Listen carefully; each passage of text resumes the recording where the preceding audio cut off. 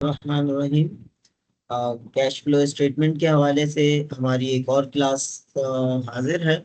और इससे पहले जो है वो हमारे पास एक रिकॉर्डिंग इसकी कैश फ्लो स्टेटमेंट की मौजूद है, तो उम्मीद है जो अब हमारी रिकॉर्डिंग होगी उसकी डिस्क्रिप्शन में इसका लिंक जो है वो प्रोवाइड कर दिया जाएगा कैश फ्लो स्टेटमेंट के हवाले से। तो ये हमारे जो नए सुनने वाले हैं उनके लिए जो है वो इजी हो जाएगा मामला।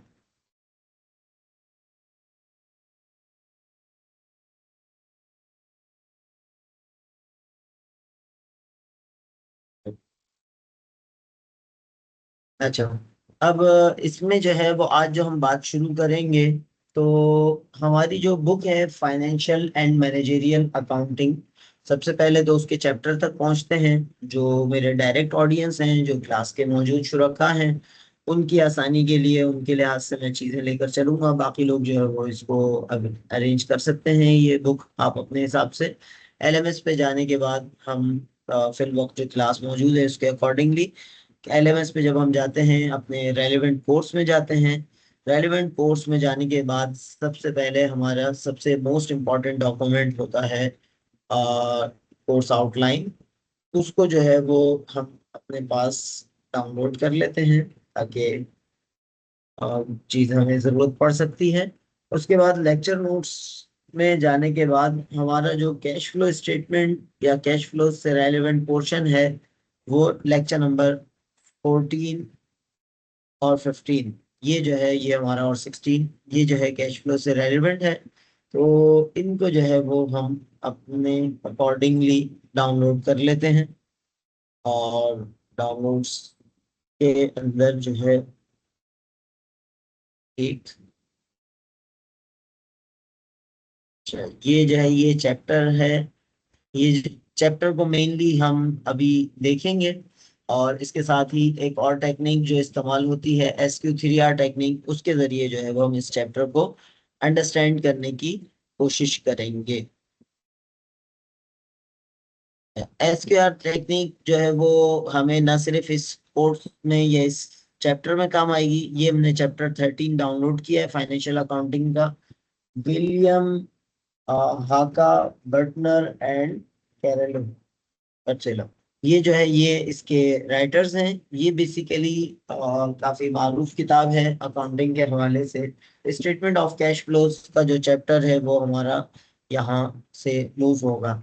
लेकिन इसमें जो है हम जो टेक्निक यूज करेंगे उस टेक्निक को भी साथ साथ सीखते जाएंगे। तो बेसिकली आप कह सकते हैं कि एक टिकट में दो मजे, यानी आप साथ साथ कैश फ्लो स्टेटमेंट का चैप्टर भी हम देखेंगे, लेकिन साथ में एक ऐसी यूज करेंगे जो कि न सिर्फ इस चैप्टर में आपको काम आएगी, बल्कि बहुत सारी चीजें आपको पढ़कर याद रखने में बहुत ज्यादा मदद दे सकती है। वो टेक्निक का नाम है SQ3R। SQ3R टेक्निक जो है ये SQ3R method, SQ3R reading method, reading technique, method example, ये जो है ये हम इसको रीडिंग मेथड के नाम से देख लेते हैं कि कोई चीज हमें पढ़नी है और पढ़ के याद रखनी है। तो उसके लिए हम इस टेक्निक को सबसे पहले तो समझते हैं और फिर उसके बाद इसको अप्लाई करेंगे अपने आज के कैश फ्लो स्टेटमेंट वाले चैप्टर पर। SQ3R reading method is a five-step approach designed to improve reading comprehension and memory retention। यानी हम हमारा कोई भी चीज पढ़ने का मकसद क्या होता है कि हम उसको याद रखें, हम उसको समझें और समझ के याद रखें। तो ये जो है ये बेसिकली आपके सामने SQ3R ये मेथड है। और इसमें इसकी डिटेल्स जो है वो हमें ये गूगल बाबा बता रहे हैं कि सबसे पहले जो एस है उसका मतलब क्या है, survey. Before reading quickly scan the text to get an overview of the content. No headings, subheadings, bold words and any visuals to understand the main topic. सही। इसमें सर्वे के टाइम पे हम जस्ट इसको गो थ्रू करेंगे, इसको जो है वो ओवरऑल समझने की कोशिश करेंगे। उसके बाद एस के बाद है क्यू। क्यू जो है वो क्वेश्चंस को शो कर रहा है। Turn headings and subheadings into questions to guide your reading. आप जो हेडिंग और सब हेडिंग्स आपने पढ़ी हैं, इसको अपने आप से सवाल करने में इख्तियार करें कि क्या जो है वो यानी मिसाल के तौर पर ये हेडिंग की इन्होंने एग्जांपल दी है सिविल राइट मूवमेंट, तो what was the civil right movement, ये क्या था। अब जैसे हम कैश फ्लो स्टेटमेंट की हम बात करेंगे, जैसे उसमें जब हम हेडिंग्स देखेंगे तो डायरेक्ट मेथड की बात आएगी, इनडायरेक्ट मेथड की बात आएगी, इसी तरह जो है वो और उसके अंदर सेक्शंस की बात आएगी, different sections of the cash flow statement. तो हम इसको क्वेश्चंस में कन्वर्ट कर सकते हैं, how many sections are there in cash flow statement. इसी तरह कौन से जो है वो डायरेक्ट और indirect method of cash flow statement में क्या फर्क है, और ये सारी चीजें जो है हम इसको देख सकते हैं। फिर उसके बाद एस के बाद क्यू है और क्यू के बाद 3 आर है। तो आर का पहला आर जो है वो रीड है, read the text actively looking for answers to the questions you have formulated, make notes और highlight important information as you go. जैसे जैसे आप इंफॉर्मेशन हासिल करते हैं उसको हाईलाइट करते रहें। फिर उसके बाद जो है recite, after reading a section try to recall the main points in your own words without looking back at the text. This helps to reinforce your understanding and identify areas where you need to revisit the material. और आखिरी है review, तो उसमें after completing the reading review the material, revisit your notes and test your knowledge to ensure you have a strong grasp of the content। तो SQ3R technique जो है ये आप खुद भी गूगल कर सकते हैं, और इसके जरिए जो है आज के दौर में नॉलेज मसला नहीं है, सही, ये नॉलेज हमें हासिल हो गई SQ3R, मसला है उस पे अमल करने का। यानी इल्म से ज्यादा अमल ज्यादा इंपॉर्टेंट है आज के दौर में। इल्म भी इंपॉर्टेंट है, लेकिन इल्म से ज्यादा अमल इंपॉर्टेंट है कि हमने जो ये नॉलेज हासिल की SQ3R टेक्निक के बारे में जाना, अब इसको हम अप्लाई करने की तरफ किस तरह जा सकते हैं। तो SQ3R टेक्निक को हम आज अप्लाई करेंगे और अपना जो आज का चैप्टर है उसको भी समझने की कोशिश करेंगे। तो इस चैप्टर का नाम है स्टेटमेंट ऑफ कैश फ्लो। तो कैश फ्लो स्टेटमेंट के हवाले से हम बात करेंगे। स्टेटमेंट ऑफ कैश फ्लो की सर्वे क्वेश्चन, रीडिंग, रिसाइटिंग और रिवाइजिंग वाले मेथड को हम SQ3R मेथड को जब हम यूज करें तो हमें कुछ अंदाजा होना शुरू हो जाता है कि ये है क्या, सही। और इसमें जो है अब यहाँ से जैसे ये बात कर रहे हैं और इस बुक का स्टाइल हमें पता है कि शुरू में एक स्टोरी टाइप की चीज ये लेकर आता है। अब यहाँ से बात शुरू कर रहे हैं कि cash is sometimes referred to as the life blood of a company. तो यहाँ से हमें कुछ बात हो रही है कि कैश के इंपॉर्टेंस के हवाले से कुछ ना कुछ ये कह रहा है, सही। अब स्टेटमेंट ऑफ कैश फ्लो के हवाले से ये कह रहे हैं कि इसके पर्पसेस क्या क्या होते हैं, इसकी इसके मकासद क्या हैं, इसकी ऑब्जेक्टिव्स क्या हैं, पर्पस क्या हैं। तो ये यहाँ जो है लर्निंग ऑब्जेक्टिव हमें बता रहा है, explain the purposes and uses of the statement of cash flows, इस्तेमालात क्या है, इसके यूज क्या है और इसके मकासद क्या है। और फिर इसकी एग्जाम्पल जो है वो हमें बता रहे हैं, example of a cash flow statement. An example of a statement of cash flows appear in Exhibit 13.1. Cash outflows are shown in parentheses। तो ये जो है ये हमें आगे थोड़ी सी इंफॉर्मेशन मिलेगी। अब यहाँ से जो है onward classification of cash flows के हवाले से ऑपरेटिंग एक्टिविटीज, इन्वेस्टिंग एक्टिविटीज और फाइनेंसिंग एक्टिविटीज, थोड़ा सा बोल्ड है, हमें कहा गया था कि सर्वे के टाइम पे हम बोल्ड वर्ड्स को जो है वो देखें। तो ये जो है ये ऑपरेटिंग एक्टिविटीज के बारे में यहाँ पर कुछ बता रहे हैं। अभी हम डिटेल में नहीं जाएंगे, इसके पहला जो है, अच्छा यहाँ पर हमें बताया था कि ये एग्जिबिट 13.1 में जो है इसका एक सैंपल हमें बना के दिया जाएगा। तो ये इस तरह का कुछ हमने जो है एट द एंड बनाना है स्टेटमेंट ऑफ कैश फ्लो। और इसमें हम देख सकते हैं कि अभी जो हमने ऊपर हेडिंग्स देखी थी, ये 3 headings, operating, investing and financing activities, ये हेडिंग्स कहाँ पर किस अंदाज में किस तरह आ रही है, जस्ट अभी हमने यहाँ पर एक इसको एक नजर डालनी है, बहुत ज्यादा इस पे जो है वो इन डेप्थ में तो वो जो नहीं देनी। Cash flows from operating activities जो है यहाँ से पहली हेडिंग डली, फिर cash flows from investing activities दूसरी हेडिंग डली, cash flow from financing activities तीसरी हेडिंग डली, और कौन सी हेडिंग के साथ, यानी इसके बाद जो चीज शुरू होगी वो थोड़ा सा आगे से शुरू होगी। ये चीज हमें पता है कि अकाउंटिंग में फॉर्मेट बहुत ज्यादा मैटर करता है, बहुत ज्यादा इंपॉर्टेंट होता है कि कौन सी हेडिंग कहाँ से स्टार्ट होनी है, कौन सा आइटम कहाँ से स्टार्ट होना है। और ये तीन आइटम्स के बाद जो है ये नेट कैश फ्लो फ्रॉम, यानी ये नेट इंक्रीज या डिक्रीज जो है वो हमारे पास आ जाएगा। और उसके बाद beginning balance of the cash flow और इक्विवेलेंट, और ending balance of the cash flow. तो ये स्टेटमेंट जो है वो हमारे लिए बहुत ज्यादा काम का है, इसको जो है वो तवज्जो से देखे जाने की जरूरत है। फिर इसको हम देख सकेंगे cash flows from operating activities में क्या क्या चीजें शामिल हैं, इसको नेक्स्ट राउंड में हम देखेंगे, सर्वे के बाद, क्वेश्चन के बाद जब हम रीडिंग कर रहे होंगे। फिर इसी तरह इन्वेस्टिंग एक्टिविटीज के अंदर क्या क्या चीजें शामिल हैं, और फिर इसी तरह फाइनेंसिंग एक्टिविटीज के अंदर क्या क्या चीजें शामिल हैं। और नेक्स्ट हमें कह रहा है why are receipt and payments of interest classified and operating activities. एक बहुत यानी कॉमनली प्रॉब्लम है जो समझ में आने में थोड़ा सा जो है वो टाइम ले सकता है, लेकिन इंशाल्लाह अच्छी तरह समझ में आ जाएगा जब हम इस सेक्शन को, इस पोर्शन ऑफ द टेक्स्ट को रीड करेंगे तो हमें पता चल जाएगा कि जो इंटरेस्ट पेमेंट है, खुदा न खास्ता अगरचे हमें पता है कि अल्लाह और उसके रसूल से जंग है, और इस लिहाज से जो है वो एज अ मुस्लिम हमारे लिए ये सही नहीं है। लेकिन इसको हम शरिया कंप्लाइंट वे में भी कर सकते हैं, और आज के दौर में इस्लामिक फाइनेंस के थ्रू भी कर सकते हैं। तो हम इसको जेनरिक नेम फाइनेंशियल चार्जेस भी कह सकते हैं, जैसे मुराबहा, सलम, इस्तिस्ना, मुजारबा, मुशारका, मुख्तलिफ इस्लामिक फाइनेंस मोड्स हैं, उनके थ्रू भी कर सकते हैं। तो ये financial charges with in Islamic boundaries भी हो सकते हैं, लेकिन जो भी हो, इंटरेस्ट पेमेंट हो खुदा न खास्ता, या फाइनेंशियल चार्जेस हो विद इन इस्लामिक बाउंड्रीज, तो इन दोनों को जो है वो हम ऑपरेटिंग एक्टिविटीज में शुमार करते हैं। जब ये थोड़ा सा, ये बात अभी आपको समझ में आने में टाइम लगेगा, तो जब हम डिटेल में जाएंगे इन डेप्थ सेक्शन में, तो उस वक्त जो है ये नहीं, अगेन सर्वे के बाद हमारा क्वेश्चन भी रेज हो गया कि मसला क्या है। मसला क्या है कि इसको अलग से डिस्कस करने की जरूरत पड़ी, और ये खुद ही इन्होंने क्वेश्चन फॉर्म में है। तो सर्वे के साथ साथ हमारा क्वेश्चन भी बनता जा रहा है कि प्रॉब्लम क्या है, कुछ ना कुछ तो प्रॉब्लम है।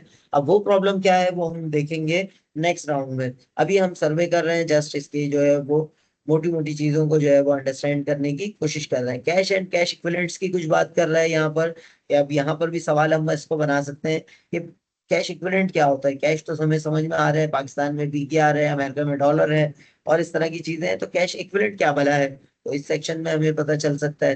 तो हम सर्वे के साथ साथ ही क्वेश्चन हर उसके हवाले से बना सकते हैं।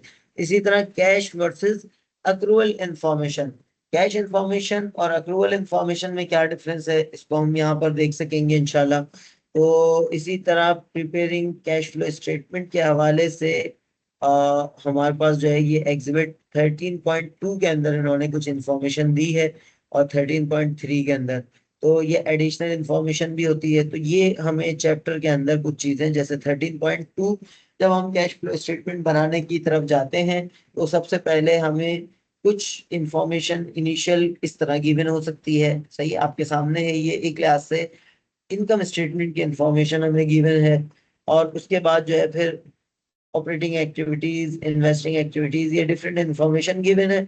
और फिर उसके बाद जो है वो आ, ये बैलेंस शीट की पार्शियल इंफॉर्मेशन गिवन है। तो अब इसमें किस तरह जो है वो हम वो कर सकते हैं, ये बैलेंस शीट प्रॉपर आ गई, सही, करंट एसेट्स और लायबिलिटीज, ये सारी चीजें बैलेंस शीट आइटम्स हैं, आपको पता ही है। फाइनेंसिंग एक्टिविटीज की फर्दर इंफॉर्मेशन, और कैश इक्विवेलेंट की फर्दर इंफॉर्मेशन। तो ये कॉम्प्रिहेंसिवली आपको जो है इन्होंने बताया है कि एक कैश फ्लो स्टेटमेंट की अगर हम बात करें और उसके अंदर जो है वो डिफरेंट इंफॉर्मेशन हो, तो किस तरह जो है वो हमने उसमें से इंफॉर्मेशन एब्स्ट्रैक्ट करनी है। अच्छा जी, cash flow from operating activities, अब वन बाय वन करके इसको जो है वो ये सॉल्व करने की कोशिश करेंगे। स्टार्ट कर रहे हैं कैश रिसीव फ्रॉम कस्टमर से। अब यहाँ से ऑनवर्ड जो है वो हम अगेन आगे चल के ये खुद भी बताएगा कि दो मेथड्स हैं, एक है डायरेक्ट मेथड और एक है indirect method. One of the method जो है वो इनडायरेक्ट मेथड, वो स्टार्ट होता है, डायरेक्ट मेथड स्टार्ट होता है रिसीव फ्रॉम दी कस्टमर से। ये जब खुद बताएंगे तो हम उसी को देख लेंगे। अभी ये रिसीव फ्रॉम कस्टमर से ऑपरेटिंग शुरू हो रहा है। इसी तरह इंटरेस्ट एंड डिविडेंड रिसीव की हम बात कर रहे हैं। और अगेन जो पॉइंट था ऊपर वो हम यहाँ इसमें भी थोड़ा सा क्लियर समझ सकते हैं। Cash payments for merchandise and for expenses ये बात कर रहे हैं। तो ये सारी चीजें जो है ये हमें बता रहे हैं कि कैश फ्लो स्टेटमेंट के अंदर क्या क्या चीजें इनकॉर्पोरेट होंगी और किस तरह होंगी। हेडिंग सर्वे सर्वे और क्वेश्चन वाला हमारा जो फेज है वो भी चल रहा है। और इसके अकॉर्डिंगली जो है वो ऑपरेटिंग एक्टिविटीज के बाद हमने पढ़ा था कि cash flow from investing activities. तो डायरेक्ट और इनडायरेक्ट मेथड में जो भी डिफरेंस है वो सिर्फ और सिर्फ जो है वो हमारे ऑपरेटिंग एक्टिविटीज के अंदर है।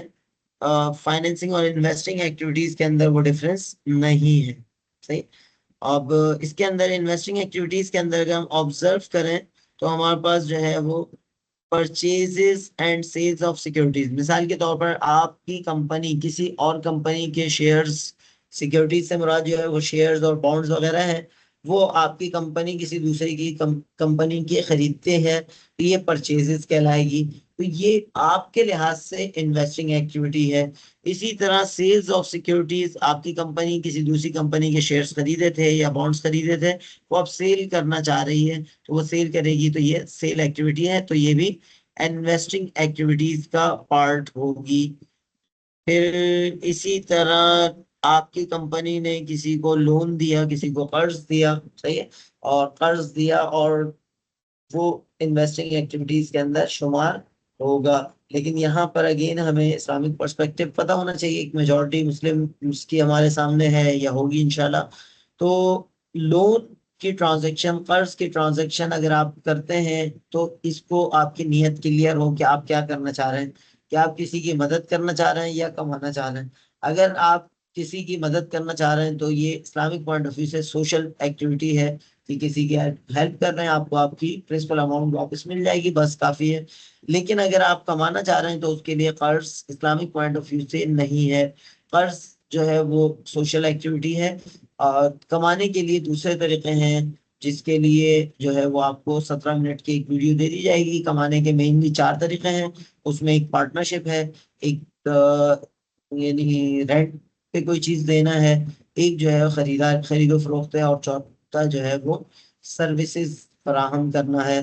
तो ये लोन अगर आप देते हैं और खुदा न खास्ता उस पर एक्स्ट्रा अमाउंट चार्ज करते हैं तो that's will be called interest, that's will be called Riba, और उर्दू में हम इसको सूद कहते हैं। क्यों? कुल्लु कर्ज़न जर्र मनफ़अतन फहुव रिबा का उसूल हमें पता होना चाहिए कि कर्ज के ऊपर कोई नफा खींचना ये जो है ये सूद की तरफ लेकर जाता है। तो ये लोन के हवाले से यहाँ पर वजाहत हमें लाजमन पता होनी चाहिए। सही। सर्वे हम कर रहे हैं। इसी तरह cash paid to acquire plant assets, plant assets हासिल करने के लिए कैश पे किया, तो ये भी आपकी इन्वेस्टिंग एक्टिविटी होनी चाहिए।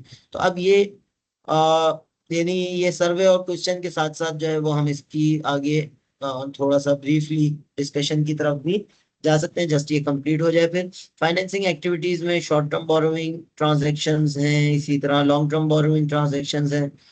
अगेन चूंकि बोरोइंग भी जो है वो आपका कर्ज से रेलिवेंट है तो इस चीज को भी जहन में क्लियर रहे कि इस्लामिक पर्सपेक्टिव हमें हर चीज का साथ साथ पता होना चाहिए, ताकि ऐसा ना हो कि हम जाने या अनजाने में गलती से या जानबूझ के खुदा न खास्ता किसी ऐसी चीज में इन्वॉल्व हो जाए जो कि इस्लामिक पॉइंट ऑफ व्यू से सही नहीं है।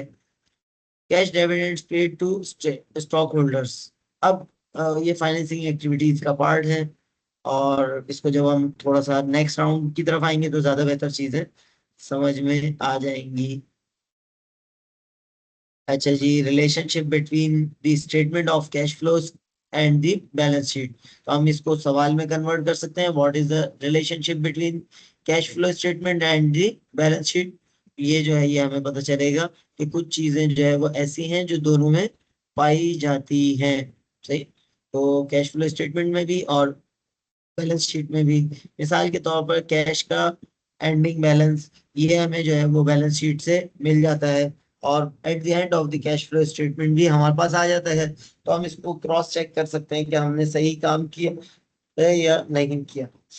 अच्छा, अब यहाँ जो है ये reporting operating cash flows by the indirect method. सही, डायरेक्ट मेथड और इनडायरेक्ट मेथड की बात जो है वो हमें यहाँ इस सेक्शन में पता चलेगी कि कैश फ्लो स्टेटमेंट जो है वो डायरेक्ट मेथड से भी हो सकता है और इनडायरेक्ट मेथड से भी हो सकता है।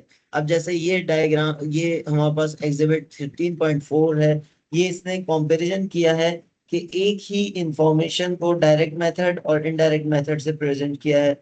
अब यहाँ ऑब्जर्व कर सकते हैं ये 50,000 जो है ये net cash provided by operating activities, ये आखिर में यहाँ भी आ रहा है। और net cash provided by operating activities 50,000 ये इनडायरेक्ट मेथड में भी आ रहा है। तो हमें क्या चीज पता चली कि डायरेक्ट मेथड हो या इनडायरेक्ट मेथड हो, बात इसमें रिजल्ट जो है दोनों में सेम आएगा, लेकिन फर्क जो है वो क्या है। डायरेक्ट मेथड हमें यहाँ तक, यहाँ ये बता रहा है कि डायरेक्ट मेथड स्टार्ट कहाँ से हो रहा है, हेडिंग तो सेम डलेगी cash flows from operating activities, लेकिन direct method cash receive from customer से, कि कस्टमर से आपको कैश रिसीव हुआ, ये जो है ये आपका डायरेक्ट मेथड स्टार्टिंग पॉइंट है। जबकि इनडायरेक्ट मेथड में स्टार्टिंग पॉइंट क्या है, नेट इनकम। सही है, यानी आप इनकम स्टेटमेंट की जो फाइनल फिगर जिसको हम नेट इनकम कहते हैं, वहां से बात स्टार्ट करेंगे। और सबसे पहले जो ऐड होने वाले आइटम्स हैं उनको ऐड बैक करेंगे, और जो लेस होने वाले हैं उनको लेस करेंगे, और उसके बाद उनका टोटल माइनस करके हमारे पास जो है वो आ जाएगी। तो अगर देखा जाए तो दोनों का फाइनल बैलेंस जो है वो सेम है, लेकिन डायरेक्ट मेथड और इनडायरेक्ट मेथड इंटायरली डिफरेंट है। तो इंटायरली डिफरेंट होने के बावजूद जो है वो सेम रिजल्ट्स कैसे आ सकते हैं, तो ये मेथड जो है वो हम देख सकेंगे इस रेलिवेंट पोर्शन में। और इसमें किताब के अंदर बड़े अच्छे अंदाज में आपको ये चीजें क्लियर की गई हैं। अच्छा, नॉर्मली जो है वो इनडायरेक्ट मेथड और डायरेक्ट मेथड, ये यानी इसमें इनडायरेक्ट मेथड के अंदर जैसे ये चीजें बताई गई हैं, ये आप एक क्लास से याद भी कर सकते हैं, क्योंकि नॉर्मली मोर और लेस ये सेम रहेंगी, पैटर्न इसका सेम रहेगा। सही। और एग्जाम के अंदर जो है वो अगर आपसे कहा जाए डायरेक्ट मेथड यूज करें, तो डायरेक्ट मेथड जो है वो आपको यूज करना चाहिए। अगर आपसे कहा जाए यानी जो कहा जाए डायरेक्ट मेथड कहा जाए डायरेक्ट, और अगर इनडायरेक्ट कहा जाए तो इनडायरेक्ट मेथड आपने यूज करना है। लेकिन अगर कुछ भी ना कहा जाए तो उस सूरत में बाय डिफॉल्ट हमें इनडायरेक्ट मेथड की तरफ जाना है, जो कि 97% कंपनीज ऑफ द वर्ल्ड जो है वो यूज करती हैं। सही है जी। अब इसमें थोड़ा सा हम इसकी फर्दर, इसकी तरफ हम मूव किया एक और अंदाज से, हो सकता है फर्दर हम इसको कंक्लूड करते हैं और थोड़ा सा इन डेप्थ अंडरस्टैंडिंग साइड पे मूव करने की कोशिश करेंगे।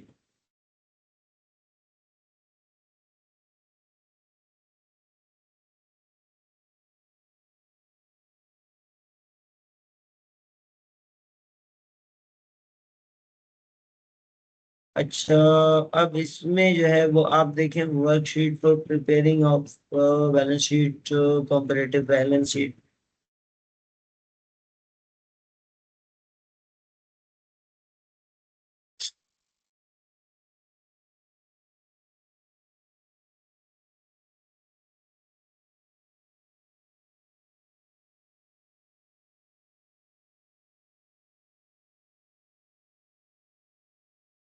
यहाँ से ये हमें कुछ वर्कशीट यानी एक्सेल शीट पे अगर हमें काम करने की जरूरत पड़े तो किस तरह जो है वो हम को एडजस्ट कर सकते हैं।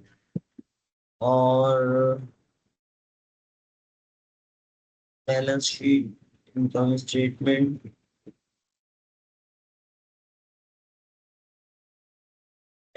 तो मेनली जो है वो हम यहाँ से ऑनवर्ड जो है वो थ्योरी तक कंप्लीट हो गया, और उसके बाद जो है प्रैक्टिस क्वेश्चंस हैं। और ऑलरेडी प्रैक्टिस क्वेश्चंस में से हमें पता है डेमोन्स्ट्रेशन प्रॉब्लम जो है वो एक कॉम्प्रहेंसिव प्रॉब्लम होती है, जो मुकम्मल जो है वो हमें इंफॉर्मेशन दे सकती है। तो यहाँ इसकी रिकॉर्डिंग ऑलरेडी आप लोगों को प्रोवाइड कर दी गई है, तो उसको जो है वो आप लोग देख सकते हैं। अब हम इसको एसक्यू के हम बाद इसको यानी सर्वे हमने कर लिया, और क्वेश्चन हमने अपने आप से किया कि what is the statement of cash flow, और कैश फ्लो स्टेटमेंट के पार्ट्स कौन कौन से होते हैं, किस तरह का स्टेटमेंट होता है, कुछ चीजें हमने समझ ली हैं, लेकिन फर्दर हम जो है वो अब बाकायदा जो SQ3R का तीसरा सेगमेंट है, SQ के बाद जो R जो शुरू हो रहा है रीडिंग, तो अब हम प्रॉपर जो है इसको समझने की तरफ, रीडिंग की तरफ, कॉम्प्रिहेंशन की तरफ जाएंगे, और ये चीज हम लॉन्ग टर्म रिटेन कर सकेंगे इंशाल्लाह।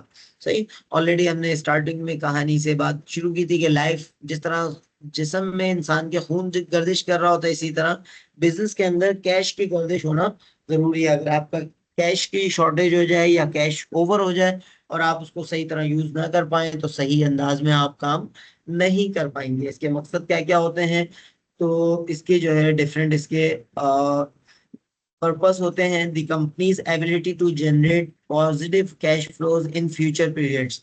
आपकी कंपनी में कोई फर्द जो है वो इन्वेस्ट करना चाह रहा है, तो वो ये देखेगा कि आपकी कंपनी का प्रीवियस कैश फ्लो स्टेटमेंट क्या कह रहा है, क्या company positive cash flow generate करने में कामयाब हो रही है या नेगेटिव कैश फ्लो है। तो ये चीज अगर कॉन्स्टेंटली तीनों एक्टिविटीज का जो सम है वो अगर नेगेटिव आ रहा है, तो वो चीज आपके लिए अलार्मिंग हो सकती है। तो इसको जो है वो आपको बैलेंस करना पड़ता है। इसी तरह द कंपनीज एबिलिटी टू, अच्छा जी, थोड़ा सा हमने इसको लार्ज कर लिया ताकि ज्यादा बेहतर हमारी स्क्रीन नजर आए।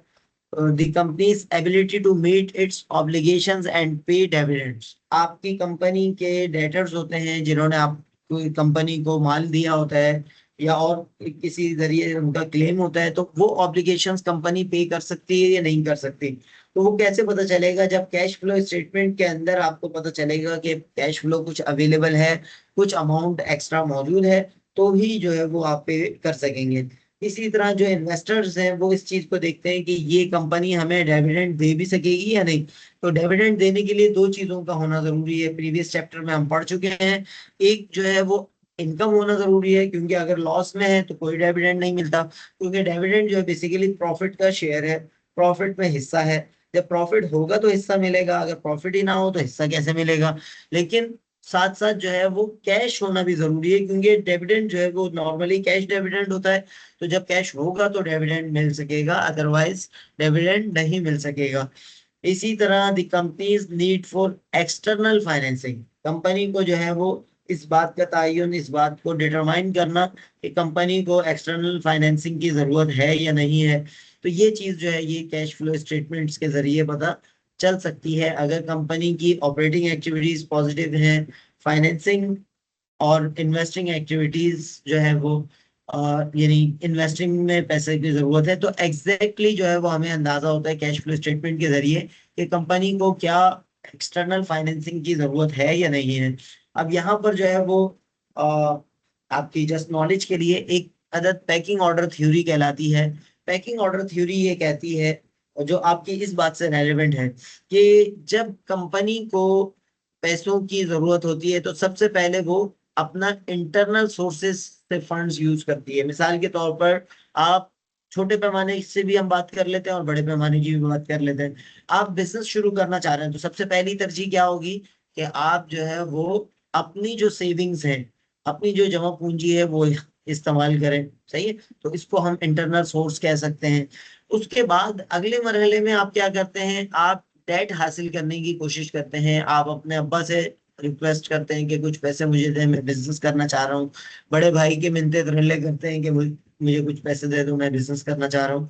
तो ये जो है ये आप डेट के थ्रू जो है फंड्स हासिल करते हैं। और तीसरे नंबर पे जो है वो आप फिर किसी को पार्टनर बनाने की तरफ जाते हैं, जिसको हम कहते हैं इक्विटी फाइनेंसिंग। सही है। डेट फाइनेंसिंग और इक्विटी फाइनेंसिंग। तो आप जो है वो इक्विटी के तौर पर किसी को पार्टनर बनाने जाते हैं, तो ये आखिरी तरजीह होती है। पहली तरजीह क्या होती है कि जो अपने पैसे हैं हम वो लगा लें। तो सेम यहाँ पर भी जो है वो यही मामलात हैं कि कंपनी जो है वो जब बड़े पैमाने पे बात करते हैं तो कंपनी सबसे पहले इंटरनल फंड्स जो है वो रिटेन अर्निंग की सूरत में मौजूद होते हैं। यानी जो कंपनी ने पहले प्रॉफिट्स कमाए हैं, जो पहले नफा कमाया है, वो नफा जो है वो डिस्ट्रीब्यूट किया जा सकता है। तो एक्स्ट्रा सबसे पहले जो है वो इंटरनल फंड्स यानी रिटेन अर्निंग को यूज करने की कोशिश करती है कंपनी। उसके बाद फिर डेट फाइनेंसिंग यानी बॉन्ड्स या सुकूक जो है with in Islamic boundary, Islamic bonds यानी सुकूक जारी करती है। उसके नतीजे में बैंक कंपनी अपनी मिल्कियत में, ओवरऑल मिल्कियत में किसी को शरीक नहीं करती, बल्कि स्पेसिफिक किसी एसेट की हद तक जो है वो किसी को साथ में ला सकती है। तो ये जो है ये डेट फाइनेंसिंग किसी हद तक कह सकते हैं ऑब्लिगेशंस कंपनी के ऊपर बाज औक़ात आ जाती है इस चक्कर में। और आखिरी हल होता है कंपनी जो है वो फर्दर इशू करती है शेयर्स, जिसको कॉमन स्टॉक हम कहते हैं। और उससे भी पहले प्रेफर्ड स्टॉक आ सकता है, वो भी जो है वो हाइब्रिड टाइप है। तो ये जो है पैकिंग ऑर्डर थ्योरी आपको रियल लाइफ में भी काम आ सकती है। जब आप खुद बिजनेस करने जाएं, सबसे पहले अपना फंड, उसके बाद दूसरों से जो है बतौर डेट, बतौर कर्ज या बतौर जो है वो विदाउट उनको ऑनर बनाए आप अपने बिजनेस पे उनको कैसे उनसे फंड्स ले सकते हैं। और तीसरे नंबर पे उनको पार्टनर बनाना या अपनी मिल्कियत में शरीक करना। तो ये जो है ये एक्सटर्नल फाइनेंसिंग। आप कैश फ्लो स्टेटमेंट आपको बताता है कि आपको एक्सटर्नल फाइनेंसिंग की जरूरत है भी या नहीं है। सही है? आपके पास इंटरनल फंड्स इतने ज्यादा हैं कि आपको एक्सटर्नल फाइनेंसिंग की जरूरत ही नहीं है, तो ये कैश फ्लो बताएगा। या कैश फ्लो बताएगा कि अलार्मिंग सिचुएशन है, अगली जो कैश खर्च करने के लिए आपको कैश होना जरूरी है और वो ऑपरेशन से नहीं हो पा रहा, इन्वेस्टिंग में आपने लगा चुके हैं, अभी इतनी जल्दी निकालना सही नहीं है। तो अब आप क्या करेंगे कि आप जो है वो फाइनेंसिंग, एक्सटर्नल फाइनेंसिंग हासिल करेंगे और फाइनेंसिंग एक्टिविटीज के अंदर हासिल करेंगे। अच्छा जी, फिर इसी तरह reasons for differences between amount of net income and related net cash flows from operating activities. सही, ये नेट इनकम में हम देखेंगे अमाउंट कुछ आ रही है, लेकिन ऑपरेटिंग कैश फ्लो के बाद हमें पता चलेगा कि एक्चुअली जो है वो हमारे पास कैश की अमाउंट कुछ और है। तो उसकी रीजंस हमें पता चल जाती है कैश फ्लो स्टेटमेंट के जरिए। बात औकात ये होता है कि खासतौर पे जो अनाड़ी या नए नए बिजनेसमैन होते हैं या बिजनेस वुमेन होते हैं, वो एक गलती करते हैं। वो गलती क्या होती है, वो समझते हैं कि जब उनके पास पैसा ज्यादा होता है, आ रहा होता है, वो समझते हैं उनका हाथ खुल गया, उनका जो है वो बिजनेस अच्छा चल रहा है, वो समझते हैं कि उनको प्रॉफिट हो रहा है। हालांकि वो कैश फ्लो, कैश ओवरफ्लो हो रहा होता है, उनकी कैश फ्लो सही तरह इन्वेस्टमेंट नहीं हुई भी होती। और तो वो समझ रहे होते हैं उनका हाथ खुल गया। हालांकि प्रॉफिट एंड लॉस का ताल्लुक है इनकम स्टेटमेंट से, और कैश का ताल्लुक है कैश फ्लो स्टेटमेंट से। इसी के वाइस वर्सा होता है, बाज औकात लोग समझते हैं उनका हाथ तंग हो रहा है और वो समझते हैं कि वो लॉस में जा रहे हैं, हालांकि ऐसा नहीं होता। वजह क्या होती है कि उन्होंने आगे इन्वेस्ट कर दिया होता है तो उनका हाथ तंग पड़ रहा होता है। सही है, इन्वेस्ट कर दिया होता है या पैसे फंस गए होते हैं ऑपरेटिंग एक्टिविटीज में, या आपके कस्टमर आपको पैसे नहीं दे रहे। तो प्रॉफिट एंड लॉस का ताल्लुक जो है वो रेवेन्यूज एंड एक्सपेंसेस से है। सही। और कैश फ्लो, कैश तंग, हाथ तंग होने का या ना होने का ताल्लुक जो है वो आपके कैश इनफ्लोज और आउटफ्लोज से है। तो इस चीज को वेरी क्लियरली हमें जो है वो बिल्कुल पता होना चाहिए।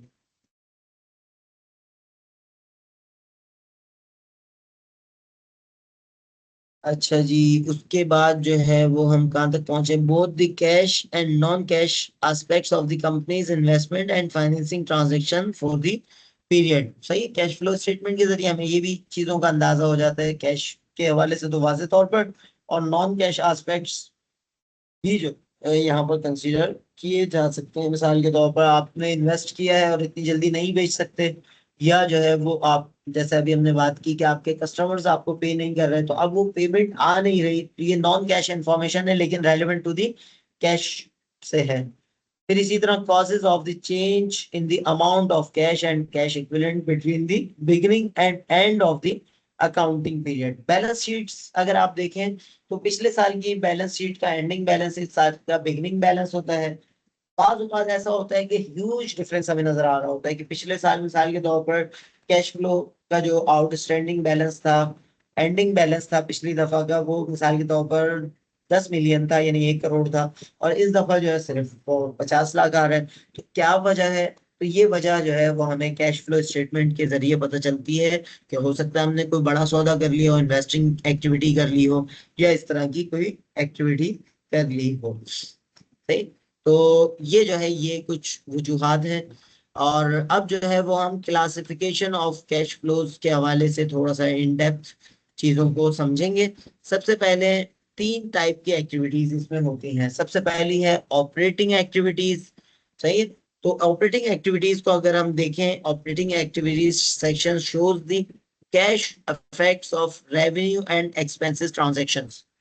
अच्छा, रेवेन्यूज और एक्सपेंसेस का ताल्लुक कहाँ से है? अगर हम बात करें इनकम स्टेटमेंट, बैलेंस शीट, तो हमें पता चलता है कि रेवेन्यूज और एक्सपेंसेस का ताल्लुक है इनकम स्टेटमेंट से। तो हम कह सकते हैं कि operating activities are belongs to the operating activities are belong to income statement items. सही है?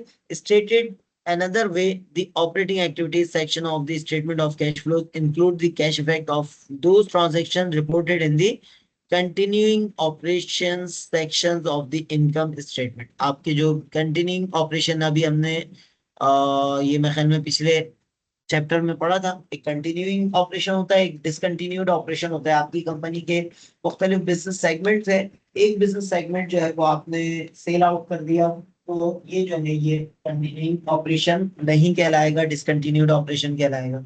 लेकिन नॉर्मल जो बिजनेस है वो जो है वो आपका कंटिन्यूइंग ऑपरेशन है। और to illustrate this concept consider the effects. तो ये जो है ये हमें कुछ चीजें इन्होंने बताई हैं, लेकिन हम इस टेबल पे आ जाते हैं। ये टेबल हमें निस्बतन बेहतर अंदाज में बता रहा है। Cash flows from operating activities जो है वो इंक्लूड होता है तीन चीजों पे। सही।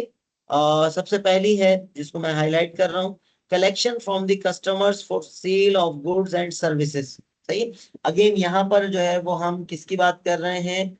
यहाँ पर बात कर रहे हैं इनडायरेक्ट मेथड की। मेरा ख्याल है ये आगे चल के हमें बता देगा कौन सा मेथड है, यानी ये दो में से एक मेथड है, इनडायरेक्ट और डायरेक्ट मेथड।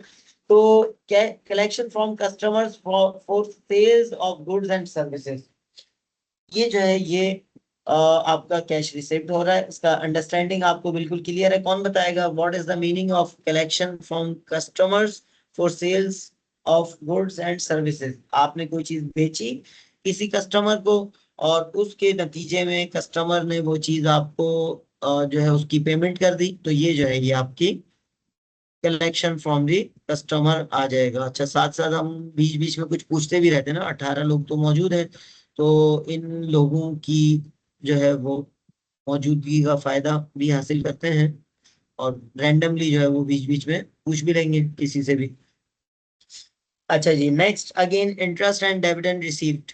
अब देखें खुदा न खास्ता इंटरेस्ट की अगर बात आती है, हमें पता है कि ये अल्लाह और उसके रसूल से जंग है, लेकिन इसको हम फाइनेंशियल चार्जेस करके विद इन इस्लामिक बाउंड्रीज भी लेकर आ सकते हैं। जैसे मुराबाहा के अंदर जो है वो वही जो काम हमें सूदी ट्रांजेक्शन के अंदर करना था, उससे सूद से बचते हुए हम मुराबाहा ट्रांजेक्शन कर सकते हैं। कोई चीज जो है वो बैंक आपको परचेज करके दे और अपना आइडेंटिफाई प्रॉफिट जो है वो रख लें, डिस्क्लोज प्रॉफिट रख लें, तो ये जो है ये जायज तरीक़ेकार हो सकता है। इसी तरह और दूसरे जायज बहुत सारे तरीक़ेकार हैं जिसके लिए आपको इस्लामिक फाइनेंस को समझना एज अ मुस्लिम लाजमी है। और दीगर मजाहिब में भी सूद के हवाले से जो है वो ममानियत है, तो ऑल्टरनेट मेथड्स की तरफ जाना जो है वो एक नागुज़ीर चीज है।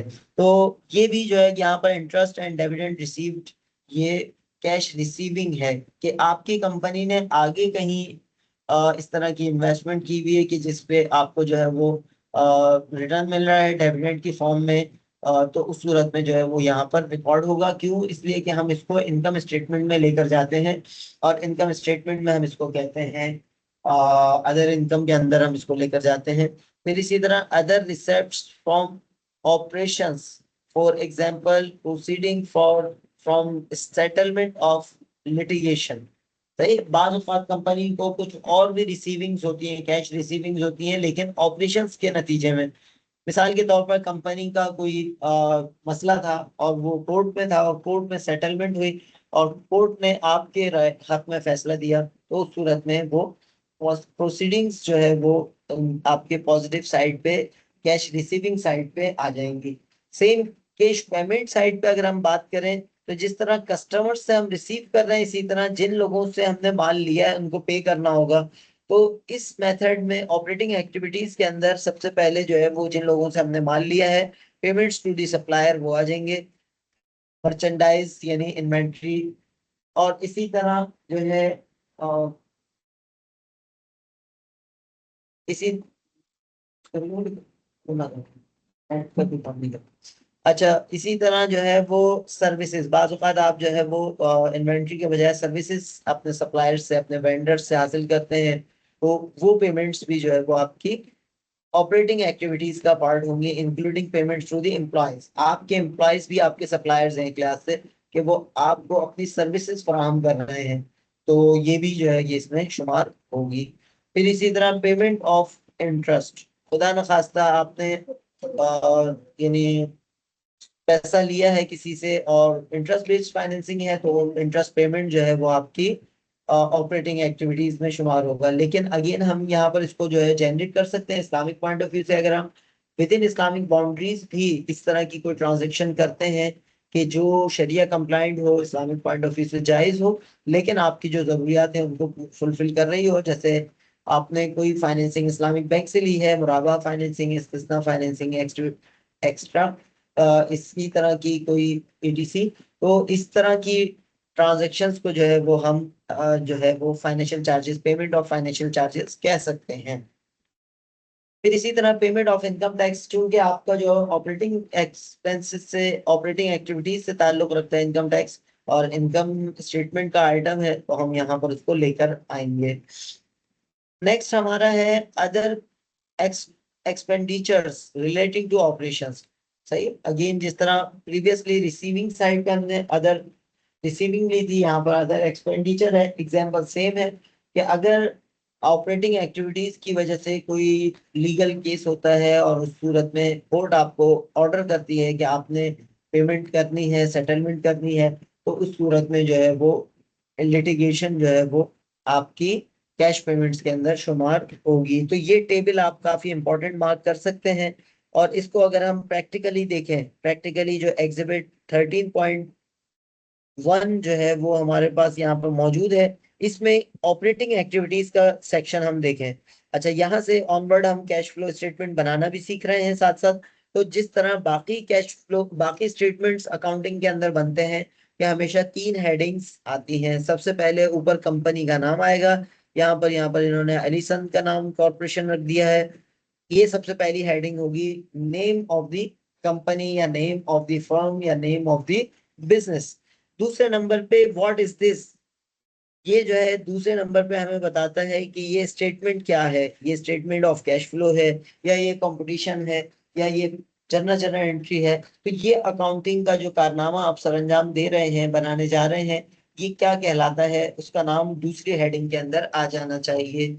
और तीसरी हेडिंग जो है for the year ended December 31st 2011, ये यहाँ पर इन्होंने मेंशन किया। आपके लिए 2025 हो सकता है, 2026 हो सकता है, XYZ जो भी तारीख होगी, आप अपने पेपर के लिहाज से, अपने एक्सरसाइज के हिसाब से उसकी तारीख डाल देंगे। तो ये जो है ये 3 हेडिंग्स हमेशा की तरह अकाउंटिंग की डलेंगी। उसके बाद बाकायदा जो पहली हेडिंग यहाँ पर डल रही है, cash flows from the operating activities, ये बोल्ड करके है। आप अगर एग्जाम में कर रहे हो किसी डिफरेंट कलर से कर लें, अगर बाकी पेपर आप ब्लू से कर रहे हैं, इसको ब्लैक से सॉल्व कर लें, थोड़ा सा मार्कर यूज कर लें, ताकि ये हेडिंग लगे प्रॉपरली। आगे दो जो है ये आपका कॉलम जो है वो यहाँ पर मौजूद है, तो ये वो भी इसको शो कर रहा होता है कि ये हेडिंग है। अब इसमें अकाउंटिंग के अंदर ये बहुत ज्यादा इंपॉर्टेंट है कि कौन सी बात कहाँ से शुरू होगी। तो आपको देख लेना चाहिए कि cash flows from operating activities का कैश का सी कहाँ से शुरू हो रहा है, उसके 5 स्पेसर यानी 1 टैब अगर कंप्यूटर में बात करें, और वैसे नॉर्मल जो है वो आप 5 हरूफ के बराबर छोटी सी 5 अल्फाबेट्स के इक्विवेलेंट जो है वो जगह छोड़ते हैं। और लेकिन जितनी जगह छोड़ेंगे आगे भी उसके सीक्वेंस का ख्याल रखना है। तो ये अकाउंटिंग जो है ना, ये सिर्फ यानी जबानी याद रखने की चीज नहीं है, देख के याद रखने की भी चीज है, कि कौन सी चीज कहाँ से स्टार्ट हो रही है, कहाँ एंड हो रही है, कहाँ लिखी जा रही है, कहाँ नहीं लिखी जा रही। ये बहुत ज्यादा केयरफुली इसमें अकाउंटिंग में प्रॉपर जरूरत होती है। सही है, हेडिंग हमने डाली। उसके बाद अभी जो हमने थ्योरी पढ़ी थी, उसको प्रैक्टिस में अगर हम देखें, कैश रिसीव फ्रॉम कस्टमर्स, यहाँ पर इन्होंने $8,70,000 यहाँ पर मेंशन कर दिए, $870,000 यहाँ पर मेंशन कर दिए। तो ये जो आप पीकेआर में जो है 8,70,000 भी लिख सकते हैं। सही, जो भी एग्जाम में करेंसी होगी आपको वही लिखनी होगी, इस चीज को ध्यान में रखें। ऐसा ना हो एग्जाम में क्वेश्चन पेपर में जो है वो डॉलर हो, आप पीकेआर में लिख दें, या वाइस वर्सा हो कि वहां पीकेआर हो और आप जो है डॉलर का साइन लगा दें, तो उसूली तौर पर वो गलत होगा, क्योंकि $1 इस वक्त भी बहुत सारे पैसे के इक्विवेलेंट है, जो कि पाकिस्तान बनते वक्त $1 1 रुपए के इक्विवेलेंट कहा जाता है।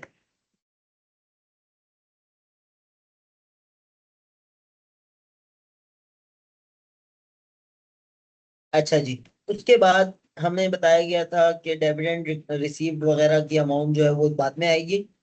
तो ये दोनों चीजें चूंकि पॉजिटिव साइड पे हैं, ये कैश इनफ्लोज है। अगर दूसरे अल्फाज में हम बात करें तो कैश आपके पास आया है, आपके बिजनेस में आया है इन दो चीजों के जरिए।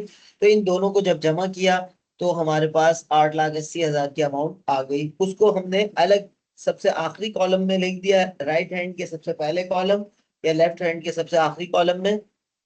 तो ये अकाउंटिंग में मतलब ये होता है कि ये फाइनल फिगर्स आ रही हैं। उसके बाद फिर cash provided by the operating activities, ये हमने बेसिकली इसके बाद ये जो ऊपर की दोनों फिगर्स हैं उसके हवाले से बताया कि ये दोनों फिगर्स को जब हमने टोटल किया तो ये हमारे पास ऑपरेटिंग एक्टिविटीज से कैश प्रोवाइड किया गया था, जिसको हमने आगे खर्च भी किया है, आउटफ्लो भी किया है। तो वो आउटफ्लो को शो करने के लिए अगेन सीक्वेंस देखें, ये तीसरी हेडिंग जो आखिरी में अमाउंट जिसकी गई है उसकी हेडिंग भी थोड़ी सी फर्दर 5 स्पेसर आ गई, यानी बिल्कुल स्टार्ट से 10 स्पेसर आगे आ गई। तो अकाउंटिंग को आपने अपने जहन में फोटोग्राफिक मेमोरी के अंदर अपने जहन के गोशों के अंदर बिल्कुल क्लियरली लिखना समझना है कि ये अकाउंटिंग कैसे हो रही है। अच्छा जी, उसके बाद है cash paid to suppliers and employees. सही, तो अब पेमेंट साइड जब आए, अब देखिए ये बिल्कुल कैश रिसीविंग से स्टार्टिंग उसी जगह से हो रही है। Cash paid to suppliers and employees ये एक साथ लिख दिया है इन्होंने। इसी तरह फाइनेंशियल चार्जेस पे किए हैं इन्होंने, और इनकम टैक्स पेड ये आ गया है इन तीनों को। लेकिन आप एक चीज अगर ऑब्जर्व करें तो वो नेगेटिव अमाउंट्स हैं, यानी पेमेंट हुई है। अकाउंटिंग में ब्रैकेट जो है वो इस चीज का साइन होता है कि ये पेमेंट हुई है, यानी ये आउटफ्लो है, ये नेगेटिव है।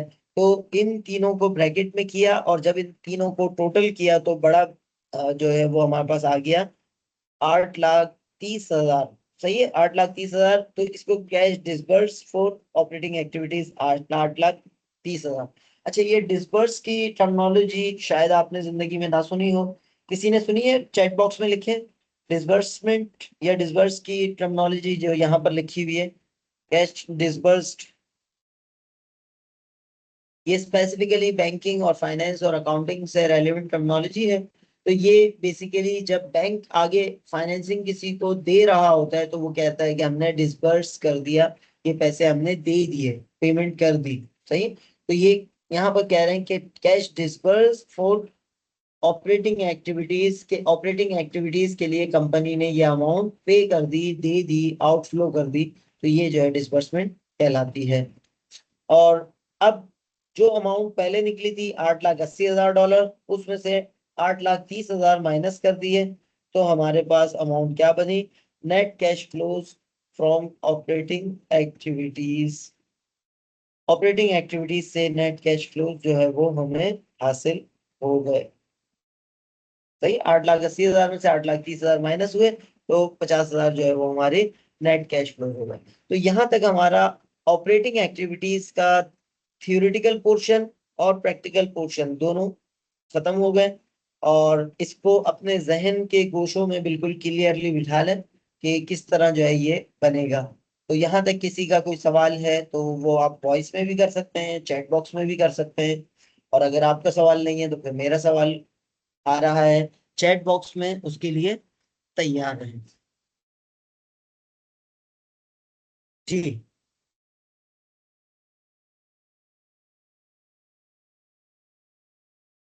Is there any question?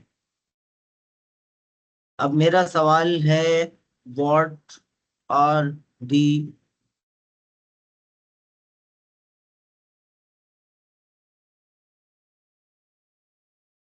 Operating cash flow items.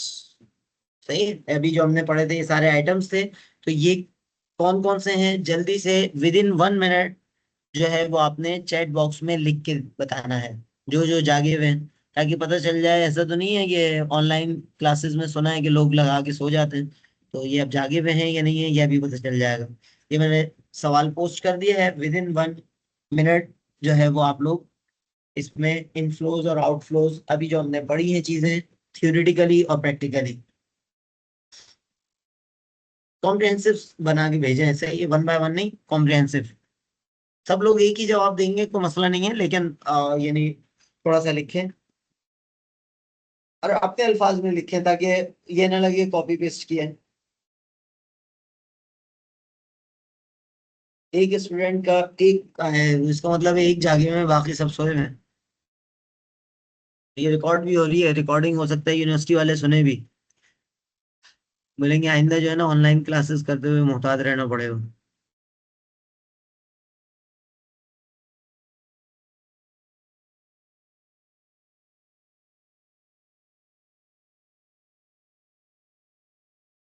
Customer से कैश रिसीव हुआ है, बस खा पी के बराबर कर लिए हैं, बाकी पेमेंट वगैरह कुछ नहीं की, कुछ नहीं की।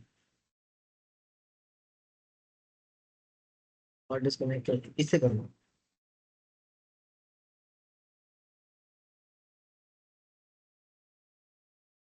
जी, अब मैं खुद ही नाम लेना शुरू करता हूँ ताकि जो लोग, जी मेरे ख्याल में तूबा अली है यहाँ पर कोई। जाग रहे हैं? राइद, माशाल्लाह अच्छा पढ़ने वाले हैं। राइद, जाग रहे हैं?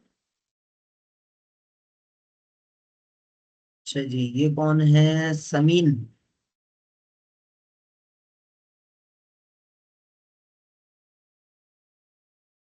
नाम रिकॉर्ड हो रहे हैं, सारे रिकॉर्डिंग में जा रहे हैं। कौन कौन सो रहे हैं?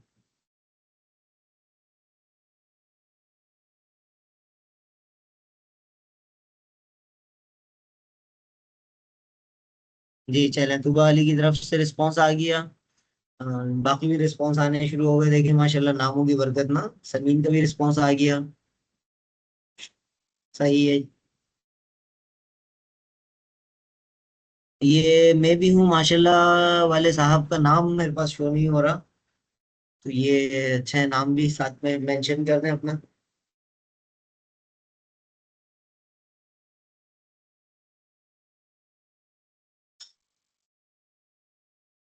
अब्दुल्ला, चले माशाल्लाह अब्दुल्ला।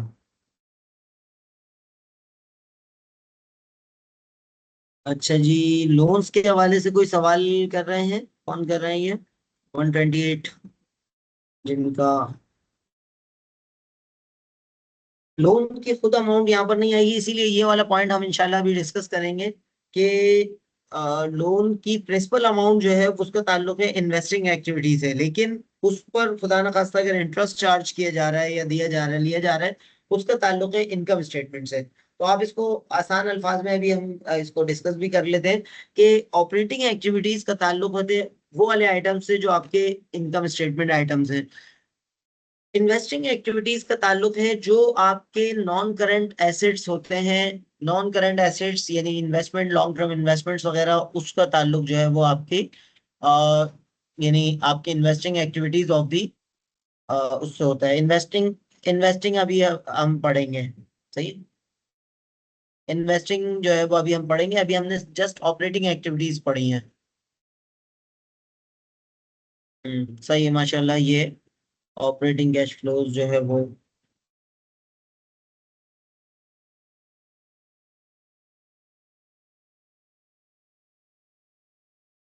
अरे मेरे ख्याल में चैट जीपीटी भी चलना शुरू हो गया है। ये पूछा पूछा भी नहीं है, उसका भी जवाब आ रहा है। चले माशाल्लाह, अच्छी बात है। असल आपको जगाना मकसूद था, जाग गए हैं, अब जागते रहिएगा, किसी भी टाइम दोबारा इस तरह के कोई क्वेश्चन जो है वो क्विन कर दिया जाएगा।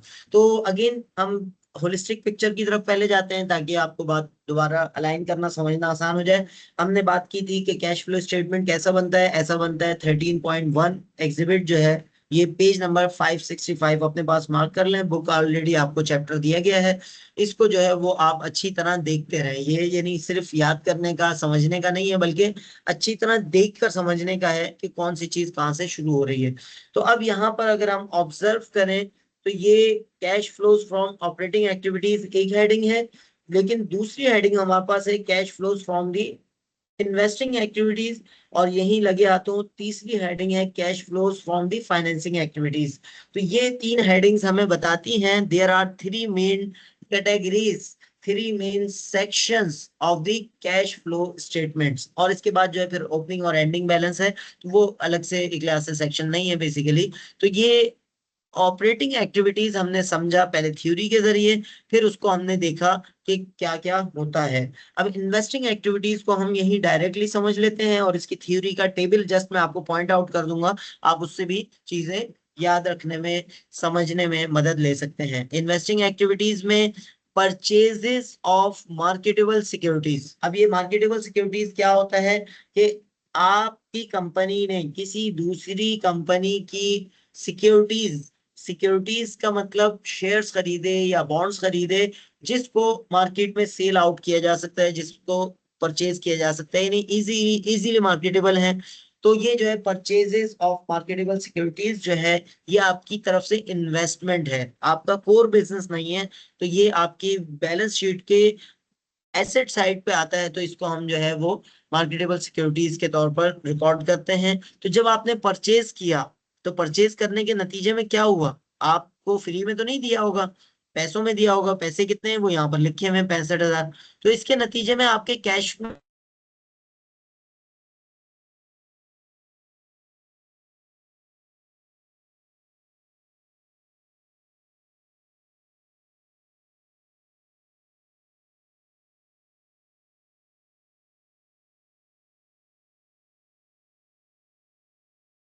दी है इन्वेस्टिंग साइड पे, तो जाहिर सी बात है आपको कैश देना पड़ा होगा। कैश देना पड़ा होगा तो आपके लिए जो है ये इन्वेस्टिंग एक्टिविटी आपके कैश आउटफ्लो के अंदर शुमार होती है। इसके मुकाबले में proceeds from sales of marketable securities, उन 65,000 में से, या हो सकता है पिछले साल की आपके पास बची हुई हो, जो भी है वो आपने कुछ बेच दी, सेल कर दी, यहाँ पर लिखा हुआ है सेल कर दी। जब सेल की तो उसके नतीजे में क्या हुआ, आपको पैसे मिले। अब ये टेक्निकल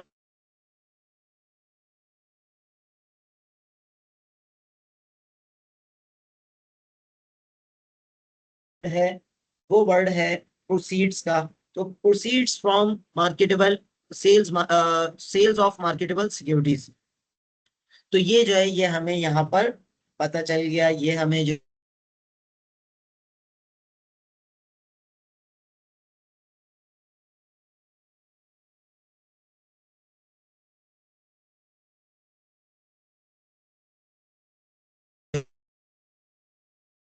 थोड़ा सा बिल्कुल लेमन लैंग्वेज में बहुत बारीकी में जाके एक एक पॉइंट इसलिए क्लियर कर रहा हूँ ताकि कल को कोई स्टूडेंट ये ना कहे कि हमें समझ नहीं आया, हमने समझने की कोशिश की थी। तो वो स्टूडेंट भी जो थोड़ा सा बाज़ औक़ात अकाउंटिंग में, फाइनेंस में जिनको चैलेंज होता है, मुश्किल हो सकती है, तो वो भी बेहतर अंदाज में चीजें समझ सकते हैं। इसलिए मैं थोड़ा सा कोशिश कर रहा हूँ कि इसको बिल्कुल बेसिक लेवल पे ले जाके चीजों को समझाया जा सके।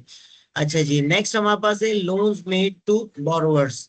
अब अगेन यहाँ पर इन्होंने, चूंकि जाहिर सी बात है अमेरिकन और एक स्पेसिफिक कॉन्टेक्स्ट में एक चीज लिखी गई है, तो उनको बहुत सारी चीजों का अंदाजा नहीं है। पाकिस्तानी स्टाइल में भी अभी तक बहुत सारी चीजों का हमें खुद भी अंदाजा नहीं है इस्लामिक पॉइंट ऑफ व्यू से।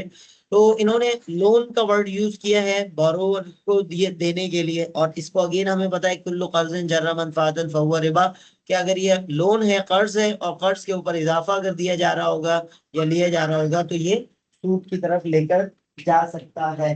तो ये जो है ये पहलू जो है वो हमें इस हवाले से पता होना चाहिए। लेकिन लाइट जाती है जो है ना, बेनिफिशियल बोली। अच्छा, तो ये जो है ये हमारे लिए इस हवाले से क्लियर रहना चाहिए मामला।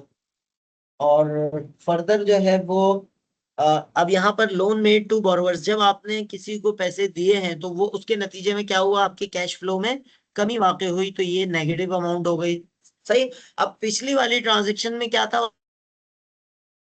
पॉजिटिव एक साइड पे कर दिया था, नेगेटिव एक साइड पे कर दिए थे, तो वो मसला नहीं रहा था। लेकिन यहाँ पर एक साथ ही लिख रहे हैं और पॉजिटिव नेगेटिव बस जस्ट ब्रैकेट के जरिए मैनेज कर रहे हैं, तो ये भी एक तरीका है। बल्कि फाइनेंसिंग और इन्वेस्टिंग एक्टिविटीज के अंदर यही तरीका इख्तियार करें। ऊपर वाला तरीका जो है वो ऑपरेटिंग एक्टिविटीज के लिए सुटेबल है। अच्छा जी, कलेक्शन ऑफ लोन, जब आपने किसी को पैसे दिए हैं तो उसमें से कुछ वापस भी मिल सकते हैं, तो ये 17,000 में से 12,000 वापस आ गए। तो ये जो है ये अमाउंट आपने पॉजिटिव साइड पे लिख ली, आपके कैश में इजाफा हुआ है।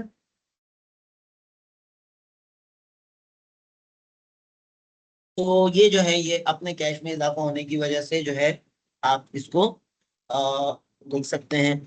फिर इसी तरह परचेजेस ऑफ प्लांट एसेट्स 1,60,000 यहाँ पर मेंशन है। तो ये जब प्लांट एसिड से मुराद हमें पता है ऑलरेडी, सबसे पहला चैप्टर, चैप्टर नंबर 9 जब हमने इस कोर्स का पढ़ा था, तो प्लांट एसिड के नाम से था, जिसको हम नॉर्मली फिक्स एसिड भी कह सकते हैं। तो ये जो है ये आपने परचेज किया, जब परचेज किया है तो इसके बाद क्या होगा, आपको पैसे देने पड़ेंगे, पैसे देने पड़ेंगे तो आपकी कैश फ्लो में कमी वाक़ होगी भाई। तो ये जो है ये परचेजिंग ऑफ प्लांट एसेट्स के थ्रू जो है वो चीजें हमें कमी हो गई। फिर इसी तरह proceeds from the sales of plant assets, आपने पुराना प्लांट बेच दिया, नया प्लांट लगा लिया, पुराना प्लांट बेच दिया, तो उसके नतीजे में आपको पैसे मिले, वो पैसे मिले तो आपको पॉजिटिव साइन आ गया। अब जब इन सबको पॉजिटिव नेगेटिव को हमने टोटल किया तो नेट बैलेंस जो हमारा बचा वो -115,000 बचा। अच्छा, अब यहाँ साथ साथ हम इसको भी डिस्कस करते जाते हैं कि क्या ये -1,15,000 होना ये नेगेटिव है या पॉजिटिव है। तो कौन बताएगा नेगेटिव है या पॉजिटिव है, चैट बॉक्स में जल्दी से लिखें।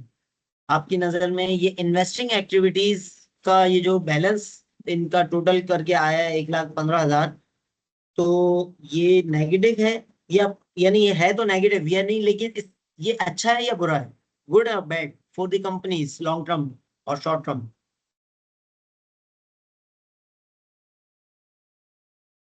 जी जबीना मेरे ख्याल में लिख रही हैं, बाकी लोग भी उम्मीदें लिख रहे होंगे।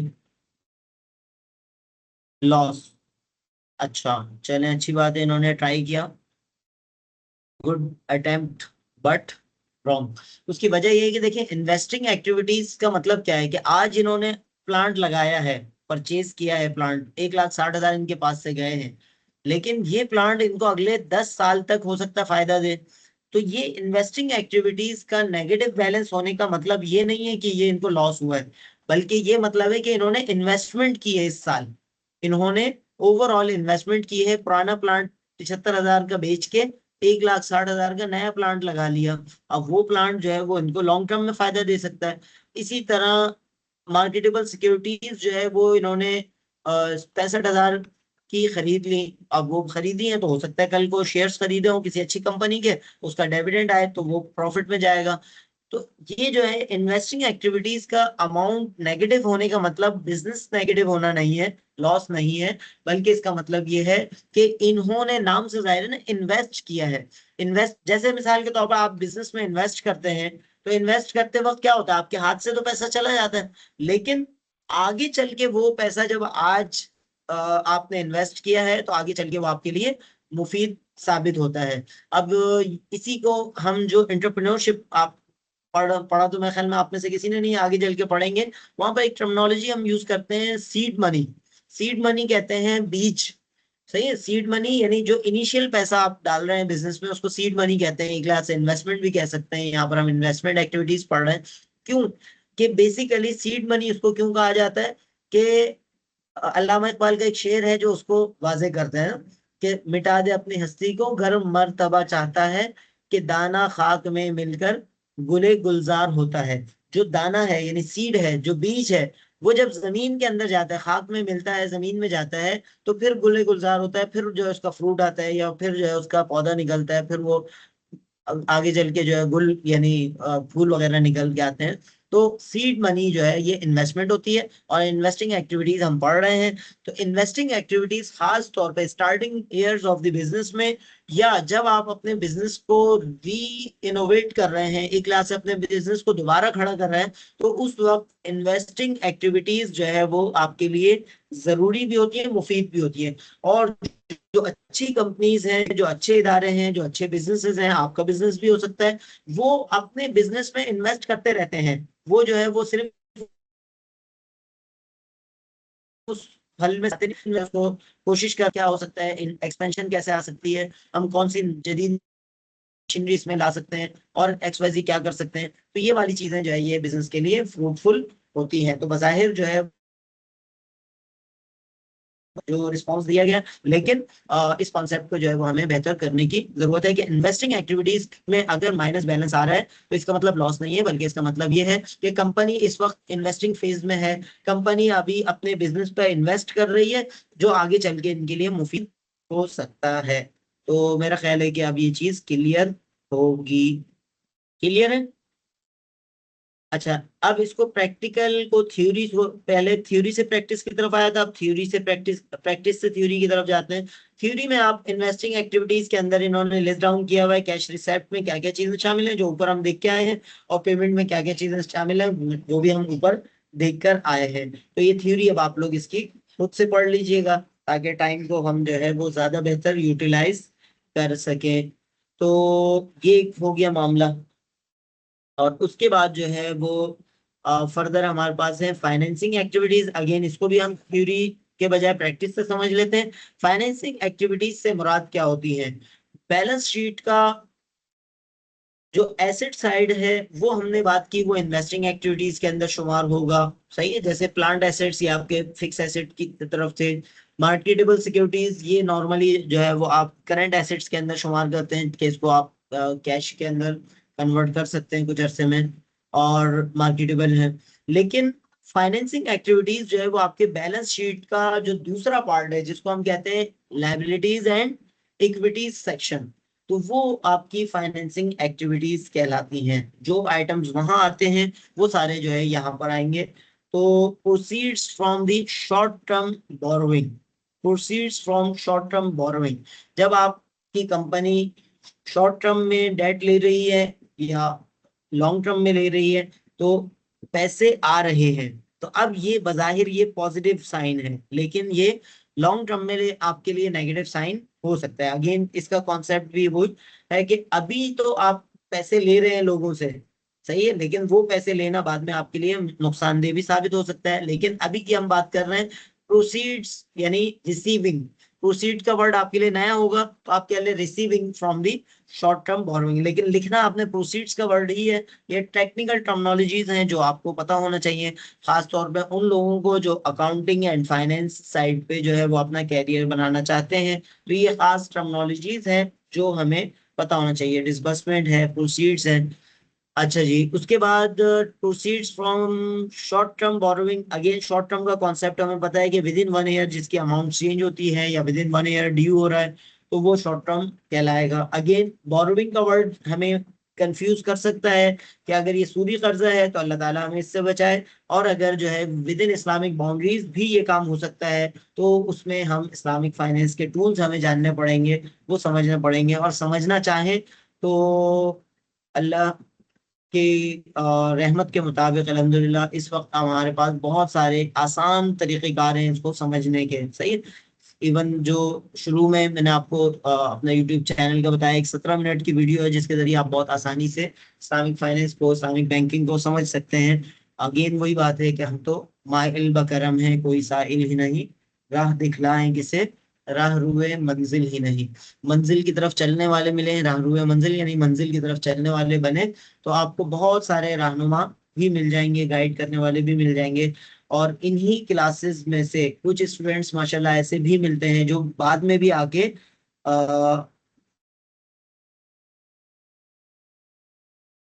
और बाद में भी जो है वो आगे पूछ रहे होते हैं। खासतौर पर इस्लामिक फाइनेंस के हवाले से मैं हमेशा ओपन हूँ, आप कुछ पूछना चाहें, अभी पूछना चाहें, बाद में पूछना चाहें, सही। तो आराम से आप लोग पूछ सकते हैं। इस्लामिक फाइनेंस जो एक ऐसा मैदान है जो अगले दो तीन चार साल में पाकिस्तान में एक इनकलाबी कदम हो सकता है। शरीया फेडरल शरीया कोर्ट के फैसले के मुताबिक और इसी तरह 26वीं आईनी तरमीम के मुताबिक पाकिस्तान में जो है वो 2028 तक पूरा, यानी 2028 से पहले तक जो है वो पूरा सिस्टम इस्लामाइज करने के जो है वो फैसले हैं। अल्लाह ताला इसमें बरकत भी दे और हम सबसे वो काम ले जिससे वो हमसे राजी हो जाए। और इस फैसले में कि सूद से पाक मईशत में, सूद सूद से पाक पाकिस्तान में, इंटरेस्ट रिबा से पाक पाकिस्तान में हमें अपना किरदार अदा करने की तौफीक अता फरमाए। तो proceeds from short term borrowing का वर्ड यहाँ लिखा हुआ है, जो दैट्स बात है लोन को शो कर रहा है। और लोन के ऊपर इजाफा या कमी जो है ये हमें, लोन के ऊपर इजाफा जो है ये सूद शुमार होता है। लेकिन within Islamic boundaries financial यानी फाइनेंसिंग भी आप लिख सकते हैं। Within Islamic boundaries financing या शरिया कंप्लाइंट फाइनेंसिंग जिसे हम कहते हैं। तो प्रोसीड्स फ्रॉम शॉर्ट टर्म शरिया कंप्लाइंट फाइनेंसिंग भी आप लिख सकते हैं। यानी कर सकते हैं। जब आप करने जाएंगे इंशाल्लाह तो आपको बहुत सारे ऑप्शंस इसके मिलते चले जाएंगे। इस वक्त पाकिस्तान में कॉमन, चूंकि ये वीडियो जो है वो लॉन्ग टर्म में भी लोग सुनेंगे, तो इस वक्त यानी 2025 की मई में जब हम बैठे हैं, 28 मई 2025, वो तारीखी दिन के जो 28 मई 1998 की याद में मनाया जा रहा है, जब पाकिस्तान ने जो है वो चागी के मकाम पर जो है वो एटमी धमाके किए थे और एक नाकाबिल तस्खीर होने की कोशिश की थी। अल्लाह ताला इसको कायम दायम रखे। तो साथ ही हमें जो है वो अल्लाह और उसके रसूल से जंग से बाहर आने की इस अजीम दिन के उसमें, कि जिस तरह हमने अपने दुश्मनों को जो है वो मुंह तोड़ जवाब दिया और उनको कहा गया अगर तुम मेरी आंख से देखोगे तो हमारे लिए यानी इतना आसान हम तुम्हारे लिए साबित नहीं होंगे। इसी तरह अल्लाह और उसके रसूल से जंग से भी हमें बाहर आने की जरूरत है, जो कि सूरह बकरा आयत नंबर 278 279 के मुताबिक सूद में गिनीम जो है अल्लाह और उसके रसूल से जंग के मुतरादिफ है। तो अकाउंटिंग और फाइनेंस से रेलिवेंट बात है कि हम फाइनेंस में या अकाउंटिंग में इंटरेस्ट की बात कर रहे होते हैं, लेकिन हमें उसकी बुराई का नहीं अंदाजा होता कि कितनी बुरी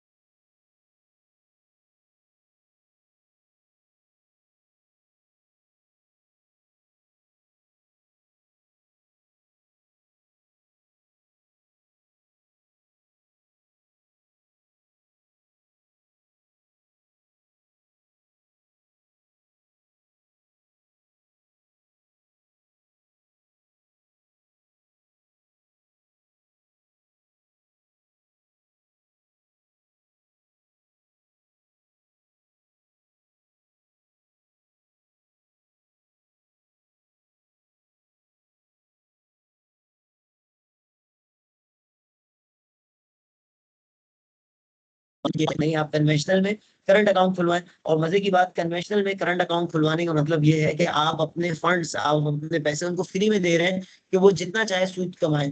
तो आप तो सूद से बच रहे हैं, लेकिन आपका पैसा सूद में इस्तेमाल हो रहा है। तो ऐसे ही गलती बिल्कुल ना करें। जो माजी में फतवा था कि कन्वेंशनल बैंक में करंट अकाउंट खुलवाना जायज है, वो उस सूरत में था जब इस्लामिक ऑप्शन ना हो। अब अल्हम्दुलिल्लाह इस्लामिक ऑप्शंस आपको बहुत सारे अवेलेबल हैं।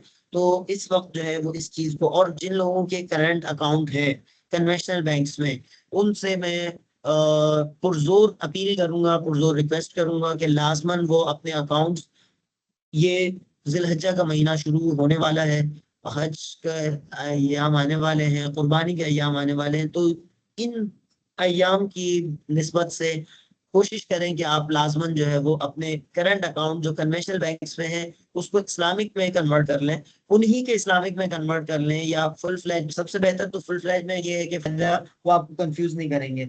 या जो कन्वेंशनल और इस्लामिक दोनों काम कर रहे हैं वो नॉर्मली कंफ्यूज करते हैं, क्योंकि उनका अपना फायदा सूद में है। सूद बजाहिर अच्छा लगता है लोगों को कि उसमें इतनी डॉक्यूमेंटेशन नहीं होती, उतनी मेहनत नहीं करनी पड़ती, लेकिन एट द एंड जो है वो सूद का अंजाम आपको पता है कि अल्लाह रब्बुल इज्जत फरमाते हैं, या अय्युहल्लज़ीना आमनु तक़ुल्लाह, ए लोगो जो ईमान लाए हो अल्लाह से डरो, वदरू, और छोड़ दो, माँ बकिया, जो बाकी रह गया है, मिनर रिबा, सूद में से, इन कुंतुम मोमिनीन, अगर तुम मोमिन हो, फ़इल्लम तफ़ालू, अगर तुम ऐसा नहीं करोगे, यानी सूद को नहीं छोड़ोगे, तो फ़अज़नु, तैयार हो जाओ, बिहर्बिम मिन अल्लाहि व रसूली, अल्लाह और उसके रसूल से जंग के लिए।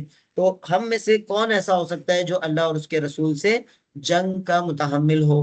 कौन ऐसा हो सकता है जो अल्लाह और उसके रसूल से जंग करे और जीतने की उम्मीद भी रख सके? जीतना तो बहुत दूर की बात है, जीतने की उम्मीद या जीतने का सोच भी सके, हम में से कोई ऐसा नहीं है इंशाल्लाह। तो हम क्यों फिर ऐसे चीज के जो है वो बने? हम जाने समझे। सबसे पहले अरबी का एक मकूला है, अन्नासु आदाउ लिमा जाहिलू, लोग जिस चीज को नहीं जानते उस चीज के दुश्मन होते हैं। इस्लामिक फाइनेंस का एक बड़ा मसला ये है कि हमारे बहुत सारे मुसलमान भी उसको नहीं जानते प्रॉपरली।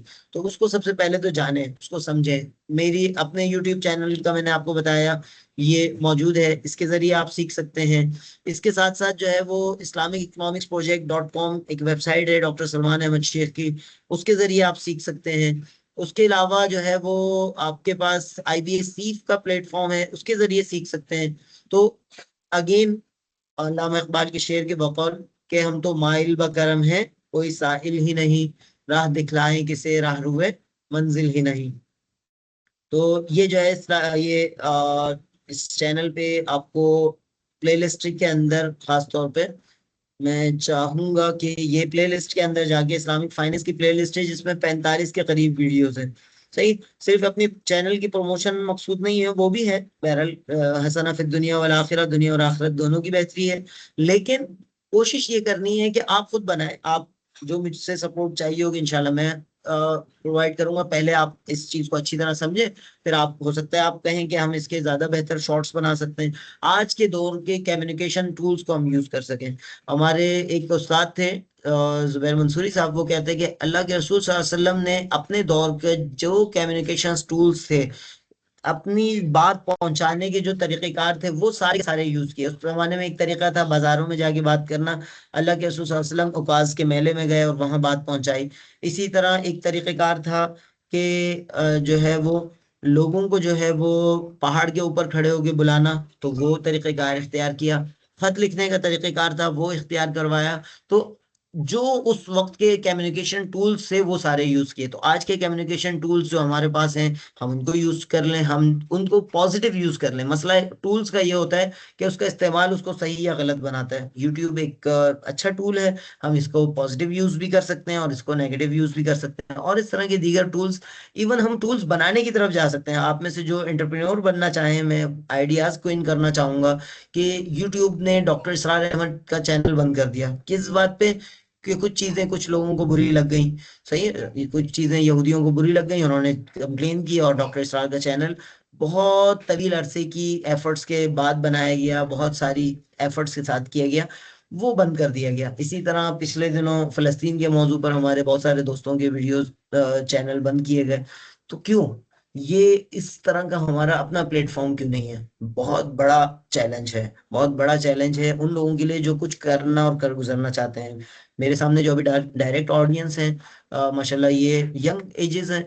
तो अगर अभी से आप कुछ सोचें कि हम टेक एंटरप्रेन्योर बनेंगे, टेक्नोलॉजी के साइड पे जो है एंटरप्रेन्योरशिप की तरफ जाएंगे, अपना बिजनेस भी करेंगे और वो भी टेक्नोलॉजी साइड पे, तो ये यूट्यूब का ऑल्टरनेट और इस तरह के जो हमारे लिए, जो अभी सुनने में आया है पिछले दिनों कि माइक्रोसॉफ्ट की खुद उसके एम्प्लॉयज ने इस बात को एक्सपोज किया कि माइक्रोसॉफ्ट ने जो है वो इसराइल की सपोर्ट की, और फिलिस्तीनियों के कत्ले की शहादत में जो है वो माइक्रोसॉफ्ट का और गूगल का, इन कंपनीज का हिस्सा अगर कहा जा रहा है, तो इसका ऑल्टरनेट हमारे पास कहाँ है? मुस्लिम ऑल्टरनेट कहाँ है? सही। तो इस चीज को जो है वो हमें जहन में रखने की जरूरत है। अभी से चैलेंज लेंगे तो अपना ये इस हवाले से सोचेंगे, तो इंशाल्लाह एक अच्छा स्टार्ट बन सकेगा। तो ये cash flow from financing activities से, बोरोइंग से हम होते हुए थोड़ा सा घूम फिर के काफी आ चुके हैं वापस।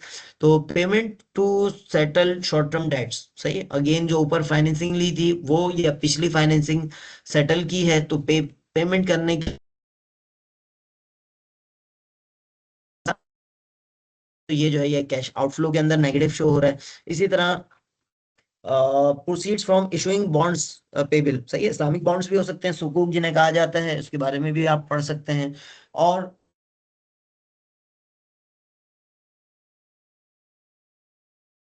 जिस एनवायरनमेंट में इस्लाम रखा जाता, लेकिन आप इंशाल्लाह आप में से कोई ये बुक लिखेगा, रीराइट करेगा, तो एक और इस चीज की जरूरत है कि इस्लामिक फाइनेंस पे, इस्लामिक अकाउंटिंग पे इस तरह की बुक्स की जरूरत है, छोटी छोटी चीजों की जरूरत है, रीजनल लैंग्वेजेस में लिखे जाने की जरूरत है, कंटेंट की जरूरत है, बहुत काम बहुत है, सही ना।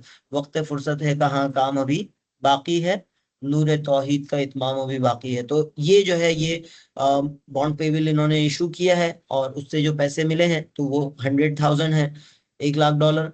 फिर इसी तरह proceeds from issuing capital stock, ये कॉमन स्टॉक की बात कर रहे हैं, वो इशू करके 50,000 इन्होंने कमाए। अब डिविडेंड पेड, डिविडेंड पेड जो है वो इन्होंने एक साथ लिखा है, तो दोनों तरह का डिविडेंड आ गया होगा, प्रीफर्ड स्टॉक का भी और कॉमन स्टॉक का भी, लेकिन एक साथ आ गया है। तो ये कंपनी के पॉइंट ऑफ व्यू से तो एक ही बात है, लेकिन रिसीवर्स के पॉइंट ऑफ व्यू से अलग अलग होगा, तो वो आगे जाके अलग किसी मरहले पे करेंगे। यहाँ पर जो है वो एक सादा अमाउंट है। अब यहाँ पर डिविडेंड चूंकि इनकम स्टेटमेंट का आइटम नहीं है, डिविडेंड हमेशा शो होता है statement of cash, statement of retained earning के अंदर।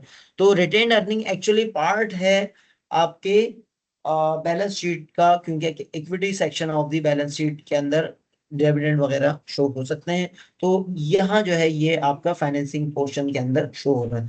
तो ये जब इसको नेट ऑफ करेंगे तो 1,00,000 पॉजिटिव साइड पे आए, यानी फाइनेंसिंग साइड पे 1,00,000 की अमाउंट इनकी वसूल हुई। तो ये जो है ये जब ऊपर की तमाम, यानी ऑपरेटिंग की अमाउंट 50,000 पॉजिटिव थी, फाइनेंसिंग की 1,00,000 पॉजिटिव है, इन दोनों को टोटल करेंगे 1,50,000 बन गया, उसमें से 1,15,000 नेगेटिव माइनस करेंगे, तो 35,000 जो है वो हमारे पास नेट इंक्रीज होगा। अगर इंक्रीज है तो ये जो है ये हमारे पास आ जाएगा इंक्रीज का वर्ड। लेकिन अगर नेगेटिव अमाउंट फर्ज करें, ये 1,15,000 की जगह ये होता है 2,15,000, तो उस सूरत में जाहिर सी बात है नेगेटिव अमाउंट बड़ी हो जाती, तो यहाँ पर नेगेटिव आ जाता साइन। तो उस सूरत में नेट डिक्रीज इन कैश होता।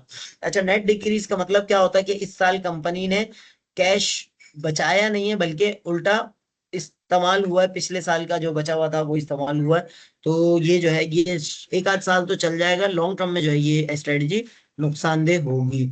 इसीलिए इनको फाइनेंसिंग लेनी पड़ी है, एक लिहाज से 1,00,000 की फाइनेंसिंग लेनी पड़ी है, ताकि नेगेटिव उससे बचाए। अगर ये 1,00,000 की फाइनेंसिंग ना होती इस वक्त, तो उस सूरत में क्या होता है कि ये नेगेटिव हो जाता और ये चीज नुकसानदेह हो जाती। तो कैश एंड कैश इक्विवेलेंट इब्तदाई साल में कितना था, 20,000। जब आप टोटल ऊपर वाले 35,000 को 20,000 में प्लस करेंगे, तो आपके पास एंडिंग बैलेंस आ जाएगा जो कि 55,000 है, और इसको आप क्रॉस चेक कर सकते हैं बैलेंस शीट के थ्रू। तो बैलेंस शीट में भी कैश की एंडिंग बैलेंस अमाउंट होती है, तो वो जो है वो आप यहाँ पर क्रॉस चेक कर सकते हैं, सही। तो ये जो है कैश फ्लो स्टेटमेंट के हवाले से हमने आज थोड़ा सा डिटेल में पढ़ा। इसकी थ्योरी जो है वो आप यहाँ पर, इसी तरह फाइनेंसिंग एक्टिविटीज की भी जो है थ्योरी यहाँ पर आप देख सकते हैं, सही है। तो बाकी ये जो है यहाँ पर एक सवाल ये जो हमने रेज किया था, why are receipt and payments of interest classified as operating activities. Interest पे ऑलरेडी हम काफी बात कर चुके हैं, आप उन चीजों को ध्यान में रखें। हम फाइनेंशियल चार्जेस का वर्ड यूज करेंगे।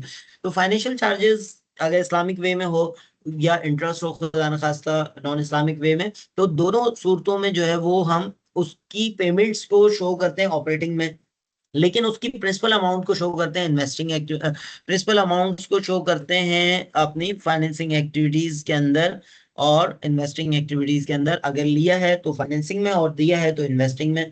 तो वजह क्या है, तो उसकी वजह अगेन आप उस उसूल को सामने रखें। ऑपरेटिंग एक्टिविटीज में आपके इनकम स्टेटमेंट वाले आइटम्स आते हैं, तो आपका जो फाइनेंशियल चार्जेस हैं ये जाते हैं आपके उसूली तौर पर कहाँ पर, इनकम स्टेटमेंट में। तो आप ऑपरेटिंग एक्टिविटीज के अंदर जो है वो ये चीजें लेकर आते हैं। तो ये सेक्शन आप पढ़िएगा, काफी बेहतर अंदाज में चीज क्लियर हो जाएगी। प्रिंसिपल अमाउंट हमेशा जो है वो इन्वेस्टिंग या फाइनेंसिंग एक्टिविटीज में होगा अगर लेन देन हो तो।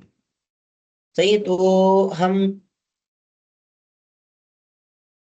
कैश और कैश इक्विवेलेंट का वर्ड यहाँ पर आया है, इस सेक्शन को आप पढ़ सकते हैं। तो कैश से मुराद तो हम समझते हैं पाकिस्तान में पीकेआर है, और अमेरिका में डॉलर है, बरतानिया में पौंड है, वगैरह वगैरह। लेकिन कैश इक्विवेलेंट से मतलब ये है जो कि बहुत इजीली जो है वो आप कैश में कन्वर्ट कर सकते हैं। जैसे बाज़ औक़ात जो है वो आप जो है वो कोई इस तरह का इंस्ट्रूमेंट खरीद लेते हैं जो बहुत इजीली आप मनी मार्केट में वो कर सकते हैं। जैसे TDR कहलाता है, टर्म डिपॉजिट रिसिप्ट। आप बैंक में जाते हैं, इस्लामिक बैंक में, मिजान बैंक में, उनसे कहते हैं कि मैं 30 दिन के लिए या 2 महीने के लिए मैं ये पैसे रखवाना चाह रहा हूँ। तो वो जो है आपको बताते हैं कि 3 महीने का हमारा टर्म डिपॉजिट रिसीट है, आप वो बनवा लें। जब आप वो बनवाते हैं तो उसका मतलब ये होता है कि जब आप इसको खुला करवाना चाहें, 90 दिन तो हैं, लेकिन जब आप इसको चाहें आप 2 दिन पहले बैंक को बता के आप इसको खुला करवा सकते हैं। तो वो बेसिकली मुजारबा मुशावरत की बुनियाद पर ही होता है, विद इन शरिया बाउंड्रीज ही जो है मुफ्तियान इकराम की सुपरविजन में उस पर वर्किंग हो रही होती है। Cash versus accrual information. तो एक बात, बिजनेसेस खासतौर पे छोटे बिजनेसेस जो है वो जब कैश पे कर रहे होते हैं या कैश रिसीव कर रहे होते हैं उस वक्त इस चीज को रिकॉर्ड करते हैं, तो ये कहलाता है कैश बेस्ड अकाउंटिंग। सही है, स्मॉल बिजनेसेस ये यहाँ पर लिखा हुआ भी है। लेकिन पास बिजनेसेस खासतौर पे जो बड़े बिजनेस होते हैं वो अक्रूवल इंफॉर्मेशन करते हैं। मिसाल के तौर पर किसी एम्प्लॉय से उन्होंने काम ले लिया इस महीने, लेकिन किसी वजह से उसकी तनख्वाह इस महीने नहीं दे पाए, तो वो उसको सैलरी पेबल करके, या इस साल नहीं दे पाए, उस तारीख को नहीं दे पाए जिस साल आप हिसाब कर रहे हैं अपना, तो उस तारीख को जो है वो उसको सैलरी पेबल और सैलरी एक्सपेंस करके एडजस्टिंग एंट्रीज पास करते हैं। तो ये बड़ी कंपनीज अक्रूवल बेसिस पे होती हैं, छोटी कंपनीज कैश बेसिस पे भी हो सकती है। अगरचे मैचिंग प्रिंसिपल बताता है कि इंफॉर्मेशन आपकी जो है वो अक्रूवल बेसिस पे ही होनी चाहिए, जो अच्छे बिजनेसेस हैं, लेकिन वो थोड़ा सा टेक्निकली उसमें आपको अकाउंटेंट की खिदमत हासिल करनी पड़ती हैं। अच्छा, यहाँ से ऑनवर्ड वाला पोर्शन मैं रिकमेंड करूंगा कि आप लोग लाजमी पढ़ लें। Preparing a cash statement of cash flows. तो ये चैप्टर बड़ा मजेदार है, अगर आप इसको पढ़ेंगे तो ये जो है ये आपको बहुत आसानी से चीज बनाने में मदद दे देगा। स्टेटमेंट ऑलरेडी 13.1 एग्जिबिट हम देख के आए हुए हैं, और इस हवाले से जो है वो इसको आ, आप लोग